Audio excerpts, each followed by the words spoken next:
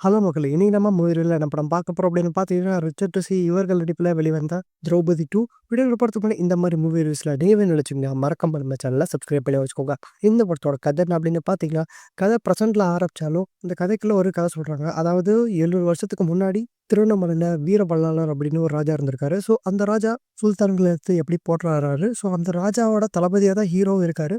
So ஒரு கட்டத்துல அந்த ராஜாவோட பையனையே சுல்தான்களும் கடத்திருவாங்க. ஸோ அவர எப்படி மீட்கிறாங்க? ஸோ இதுக்கப்புறமா என்னலாம் நடக்குது? அப்படிங்கிற ஒரு ஹிஸ்டாரிக் கதைய பேஸ் பண்ண படம் தான் இந்த படத்தோட ஒன்லைன்.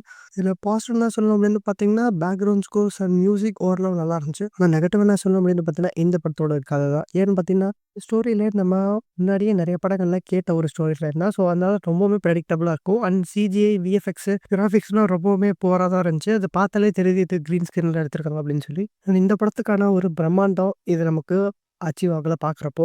அண்ட் ஸ்க்ரீன் பிளேவாவும் இன்ட்ரெஸ்டிங்கா எந்த ஒரு விஷயமும் இல்ல. அண்ட் ஆப்வியஸ்லி இந்த படமும் சில கான்ட்ரோவர்சிகள் உள்ள இருக்கு. ஸோ அதெல்லாம் தவிர்த்தாலுமே இந்த படம் எல்லாருமே பார்க்க வேண்டிய படமா அப்படின்னு கேட்டா கிடையாது. ரொம்ப ரொம்ப ஆவரேஜ் தான் இருந்துச்சு. உங்களுக்கு இந்த மாரி படங்கள்லாம் ரொம்ப பிடிக்கும். நீங்க வேணா இந்த படத்த ட்ரை பண்ணி பார்க்கலாம். சப்போஸ் நீங்க இந்த படத்த ட்ரை பண்ணியிருந்தீங்கன்னா, உங்களுக்கு இந்த படம் எப்படி ஒர்க் ஆச்சு, ஒர்க் ஆகல அப்படிங்கிறத மறக்காம கமெண்ட் பண்ணுங்க. Thank you.